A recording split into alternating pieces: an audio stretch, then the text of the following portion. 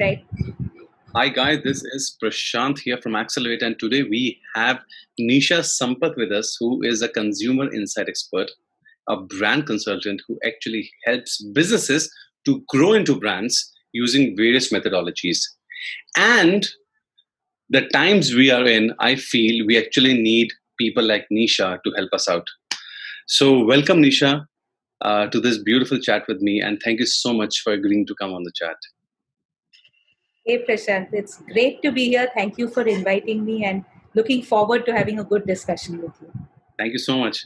So let's cut the chase and come to the point. Nisha, out there's so many businesses, small businesses, medium-sized businesses who are really going through the struggle because of pandemic for last 6 months. They've lost a lot of business. Their existing business is going through the struggle, whether it will sustain or not. Please put a light over here and tell us, as small businesses, solopreneurs, entrepreneurs, medium businesses, what do we need to do to survive in today's time? Yes, Prashant, it is, I think, a question that all of us are asking ourselves, including me, including you, that how do we navigate through these times now? And the term that we use, we are living in a VUCA world, which is volatile, unpredictable, complex, ambiguous. It is never more true than it has been in the past few months. I think businesses have always survived and thrived on planning, predictability, saying this is my 1 year, 2 year, 3 year forecast. Now, all those guardrails that we used, and in a sense, all the processes that brand consultants like me recommend and work with, all of these have now become stalled because nothing is really predictable. As someone who talks to consumers, my recommendation is always that let's go listen to the voice of what people are saying. The only issue out there is that if people also tell you today what they think or what they would like to do, it'll be very difficult to actually predict whether they're going to go out there and do it, because the situation can change day to day, week to week, month to month, right? So at this time, what I would advise businesses to do, and this is something that has been going around a lot, this phrase, where they say never waste a good crisis. Hmm. So these are the times when brands can actually do a lot to strengthen their foundations. So if this is a time when business has slowed down, when you're thinking, what will I do for customers? How will I think? What will I do next? It is a great time to start thinking about long-term future of your brand. And how do you do this? Maybe not with the conventional planning tools that we've had, but by actually using something that we have neglected using for a long time, which is the evidence of our own senses. I would advise everyone to go out there and be an observer of the culture and consumers. Go to the shops and see what is happening. Are you seeing a change in the shopping pattern? Are you seeing, for instance, more men are coming to shop versus women? And are the men finding it easy to navigate the shopping experience and the stores? Does that give you some idea what to do? Take a look at what is happening with work from home and everyone cooped inside the home for a long time. Is it leading to us equipping our homes very differently than what we used to do earlier? Are more things coming in that were not there earlier? Obvious example being office furniture, more gadgets in the kitchen to help with the preparation of food. So start looking at these trends. And I would say at this time, it is not enough to only rely on what people tell you, study the culture, because people are products of the culture. They are shaped by what is happening around them, and by culture I mean things like movies, blogs, news, the kind of articles that are being shared, the kind of social media posts that people are making. And this will give you very good cues as to what are the so-called fads, the short-term trends, and what are the trends and the long-term patterns that are here to stay. And looking at this, we can actually find anchors that this is where our consumer is headed. This is where we can position, or we should position, our brands. And a lot of learning can be done at this time by not, trying just the short-term sales, just the short-term stuff. I understand that's important, but this is a great time to take stock and say, okay, 2 years, 3 years, 5 years down the line, what do I become? What do I do? So that would be my real advice to brands. Nisha, thanks a lot for sharing. Uh, I'm coming to the point. That's good to do it, but practically, I might have a family, I have a business, I'm an entrepreneur. there will be a certain kind of fear or anxiety to feel about what is going to happen in the future, what is going to happen 6 months down the line. Will I be able to earn or sustain enough or not? Or should I leave my business aside and go back to job? There are a lot of question and answers happening over here. There are no certainties in a lot of facets. How do you think you can, if somebody's coming to you, you can help them, because you've been an entrepreneur for last 10 years, you've been in this business for a long time. How do you think people can change their mindset in this particular game? So one thing that I always tell people, Prashant, is that, okay, let's say that I'm a brand consultant, and let's say that the next year or 2 years till we find a vaccine, till things come back to normal, they're going to be really tough. Mm. But can I stop being a brand consultant? I can't. I have to do what I'm doing and find a way to do it even in these times. So my advice to businesses would be, at this time, whatever was your long-term vision, mission, purpose, don't change that. That is something that you have to live with. Maybe what you are doing in the short term changes. So I'll give you an example. Okay, let's say that I run a fleet of taxis. In Mm. fact, let's take the example of airlines. Okay, so airlines were in the business, as they thought, of transporting people. So they branded themselves and they said, this is a first class flying experience, a business class flying experience. But if you notice, during the pandemic, one of the first things the airlines started carrying, even the passenger aircraft, was parcels. So they put parcels on the seats, they tied them down, and they just took them to wherever the destinations were. The Yep. railways did the same with their trains. Yep. So they did not get into a different business. Railways did not say, if there are no people, I cannot run trains. Let Mm. me go and get into, say, the food or the essential services business. But the railways and the airplane industry both said, we are in the transportation business, but let us see in the short term what is the kind of transportation that we need to offer. So being able to adapt your product or service but not changing your long-term vision or purpose is extremely important in these times, and that will be key to survival. So if I had to give a word for it, I would say we have to be extremely flexible with what we might do. Mm. And I think a lot of small scale entrepreneurs already realize this. So Yeah. what I see as a pattern from research, what I see, for instance, in Facebook groups where local businesses are, is that you have people saying, I can also deliver your furniture from one city to another, I can also sell vegetables, I also do real estate. So people are trying to diversify and do different things, Yes. because at the end of the day, the brand that a person or a customer does business with is the person that they see, it's the people that they deal with. Yeah. And that is the brand that builds trust, that is the brand that tells people, hey, I'm reliable, you can count on me. So we all have to do what we need to do to get through, but the person that you are is the thing that will actually bring people back to you. And this is what I would actually say, that you get rehired or you get hired for your attitude more than for your ability, if you're an entrepreneur or a small business. And when I came into brand consulting, when I set up on my own, I made the mistake of saying, I'm a consultant, I'm good at my work, so this is the kind of work that I will do, this is the kind of work that I won't do, Mm. this is the fee cutoff that I will charge, I will not charge less than this. Yes. And then I found within a year or two that unless I wanted to go back to a salaried job, I would have to climb down from that high horse. Mm. I would have to do whatever it takes. And practically, this was not in the pandemic era. This was the time when actually I would say the economy was good and business was good. But in those difficult initial years when I was trying to survive as a consultant, Mm. you'll be surprised at literally some of the things that I've done. So I've told you that I consult with brands. I tell businesses how they should conduct their positioning, what they should say to their consumers, what their consumers think. But there was a project where I was asked by Mumbai Airport that we want to install a navigation app. Can you be part of the team? I said, sure. And the project ran into budgetary difficulties, and the app had to be launched at a certain time, but we did not have team members. So I actually walked around the entire Bombay airport with an engineer, marking on a map what are all the places that are there that have to be reflected in that app, because the app was a navigation app for the airport. So we had to actually capture everything that was in the airport and translate that into a map of the airport on the app, so that people could walk through the airport and find things. So I have sat and counted and marked toilets, smoking areas, drinking water fountains. I've done that. And having done that was a good exercise for me, because the next time I did a consultation as a branding expert on how an app should be designed for a different company, I had a much more realistic and humble view of what it is to actually execute an app. So I did not sit up here and say, from the brand perspective, your app should be like this. I could actually understand what the app designer would go through. So these kind of experiences also add to your value. So no experience is wasted, no matter if you do something very different from what you originally set out to do.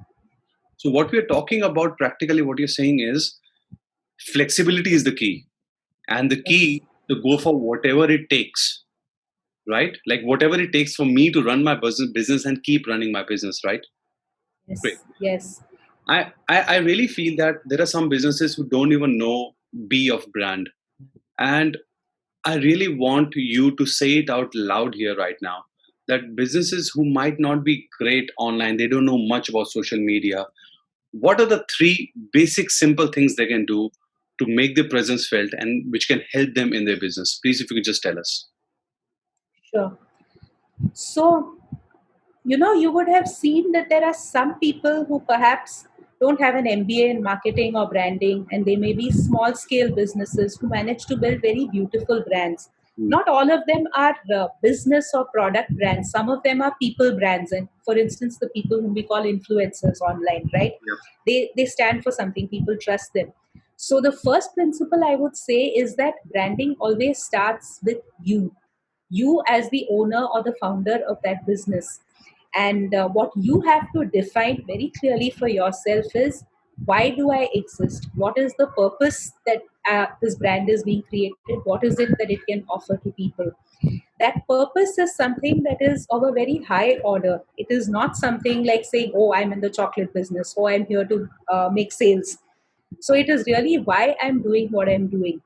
Mm. And today you see that a lot of brands are trying to define that kind of purpose. So Gillette had tried to define that kind of purpose, and they said, we stand for a certain kind of masculinity, new age masculinity, which is not toxic, but which is supportive, which is respectful of women. So that's what we stand for. So the brand took a stance on that. Yeah. And Dove is another great example. So Dove decided that they will stand for women with real beauty, as opposed to the very artificial plastic beauty that a lot of beauty brands portray in media, Mm. right? So Mm. Dove showed old women, dark women, freckled women, women with imperfect skin, women with wrinkles. They Mm. said these are the kind of women whom we serve. So when you define that purpose, that authenticity comes into your brand. And that's the second thing that I want to talk about. A lot of people think branding is based on very superficial aspects, like, oh, this has a certain image, oh, this is cool, people will want to use it. Or they will say, oh, this is very convenient, so people will buy it. But the truth that connects to consumers goes deeper than just saying that, this is what is cool or this is what is trendy. The thing that people really look for in their lives is what you have to fit into. And what people look for is not just one very superficial attribute. In there, you have to see in their lives what people need. So if you as a brand have to connect to people's needs, you really have to connect to what it is that they look for in their lives, right? And Mm. what a lot of people look for, interestingly, is not just something that makes their lives very easy. And this is interesting, and I've seen it when I talk to people. So if you tell housewives that, there is this range of instant ready to cook dishes, and if you take them, you won't have to struggle to make dinner, it's all there. But the Mm. housewife will say, but where is my touch in this? But what is it that I can add? I am a creative person. How are you helping me to display my creativity? So I would say that what you as a brand have to offer people is, I would describe it as a rewarded challenge. Okay.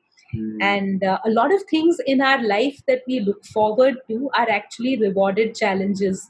And when I say rewarded challenge, what I mean is, you need to feel there is an incentive, but you as a person also need to feel that you are growing or changing by doing something.